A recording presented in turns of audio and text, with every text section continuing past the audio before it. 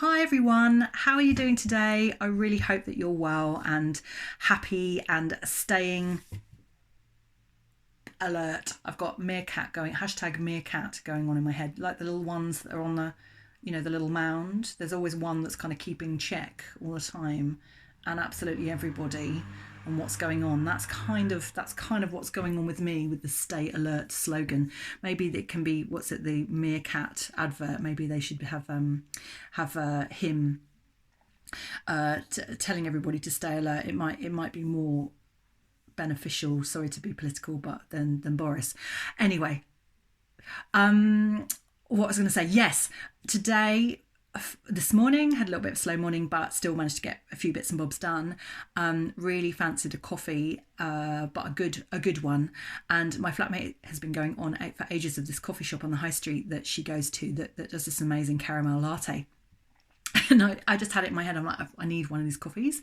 So we bumped into each other because we're all socially distancing and have been socially distancing in the house since lockdown, keeping 2 meters apart. Not easy, but we've all managed to do that, other than the odd day where we've got together and had a barbecue. But we, again, 2 meters apart, mainly because I'm not going out to work physically at the moment, but they have been. So both of them have been going out and about and doing things, and I say I haven't. So it's probably more for my use than theirs. But at the same time, I've been at supermarkets and things, so it's just keeping sensible. So anyway, so I saw my flatmate. I'm like, Anna, I really want a caramel latte. I'm like, you've been going on about this for ages. It's got to a point now I have to have one. So she was looking at me. She's like, no, I've got a phone call happening, and it's I can't do it. And I had to be back myself for a Zoom phone call. So anyway, I put it in her head, and she's like, no. And then I went to the garden, put some washing out, blah blah blah, all those kind of things you do.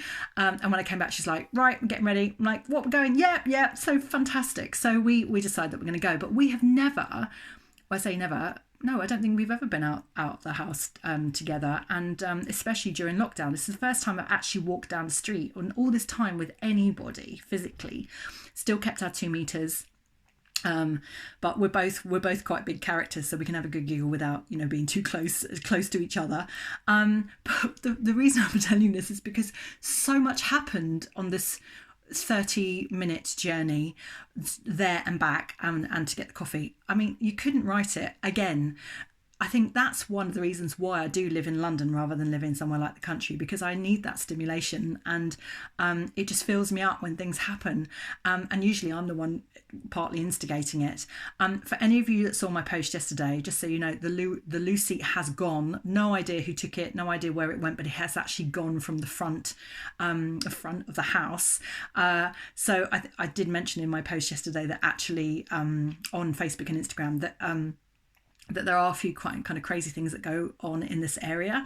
It's quite, I don't know, the energy here is a little bit weird sometimes. It's a real kind of mix of all sorts of people. So anyway, so we're walking along, and we get to this street, and Anna's like, this street is just a bit nuts. I'm like, really? What do you mean? And I saw this guy in the distance, and I could hear this music, and he's in his car, and I've walked down this street before, and it leads to the high street. So this guy's in his car, and I can hear this music pumping out. And I said to Anna, I said, oh my gosh, this guy's always in the car. He's like an old guy, and I mean that in full disrespect. Full respect. Old Indian Asian guy, and he's always got his music on, and he's sat in his car, and he's always like, it's like a jazzy music, or kind of bit pumping. And the other day I walked past him down the street, and he'd had a few beers, and he tried to get me to dance with him. I might have even mentioned that. I don't know whether I mentioned that on here. So anyway, so I knew. I said, oh my gosh, Anna, it's the guy. She said, and she knew about him as well. So she's like, yeah, I know, I've seen this guy before. So we're walking past him, and we didn't actually we acknowledged him to a point, but we kind of carried on because we were on a mission. We had to get back. So there's this guy. Then we come to this house, and there was these most amazing roses. I mean, they were huge. There was one literally the size of my head, and I cannot help but stop and sniff any rose right now that is beautiful. I've done it since Mum died. I had to. I know I talk about my mum dying a lot, but it was such a pivotal part of my thing in my life.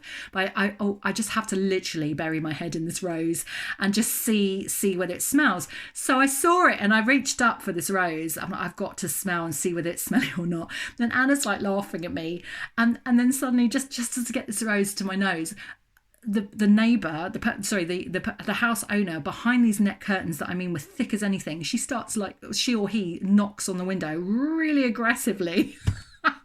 Really like. So I'm just like midair, just about to sniff, and I put it back, and I was like, I'm sorry, and I said I just wanted to sniff it, and then I just said, share the love. And Anna's killing herself. She's like, anyone else would be embarrassed, but we're both, we both kind of big people, and things happen, and she just went with the flow. So it was really, really funny. But at the same time, sorry neighbour if I've offended you with your roses, but why grow them in the front if people can't sniff or enjoy them? I'm like, does she let the bumblebees enjoy the roses? I've no idea. So anyway, we get to the coffee shop, we get the coffee. The first sip is exactly like Anna explained it to me. Like, it was just delicious. Caramelly delicious. So nice. Absolutely so good. Just what I like. You can keep having coffee, but sometimes you want that kind of froth and the cream and just good. So we hot-foot it back, so we know we've got to get back for these meetings, and we're going back along the same road, and I'm like I'm feeling a little bit tentative, but at the same time I'm thinking, what else is going to happen? So we go back along the road, and Anna's like, oh my gosh, the neighbour for the rose, they're outside. I was like, no. So we're walking down thinking, oh no, what's going to happen? But we managed to scoot past with no more kind of knocking or accusatory rose picker nicker vibes. Just purely sniffing, ma'am, or sir. So that was a close call. But then we get to this pumping bass again, and this guy, he's hilarious. He sees us this time, and then he's giving us the thumbs up out of his window, and we're just thinking, it's so funny. This road is so funny. Oh, and I also forgot to mention that it all happens on this road. Like, we should all be on this road and come and have a visit, do a tour. Like, there's so much to know.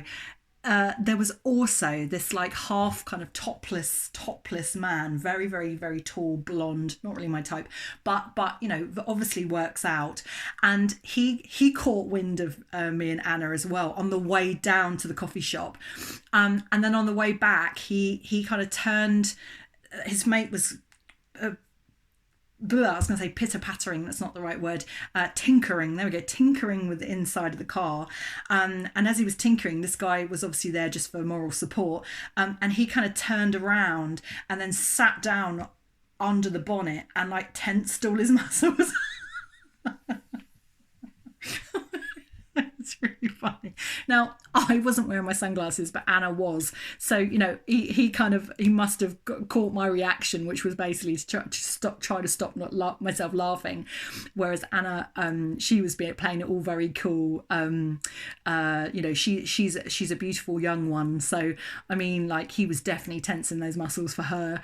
So anyway, just so much happened in that short amount of time. So got back, had the coffee, managed to get my meeting with only 2 minutes to spare, but just so funny that it does, the energy feels different since we've been told to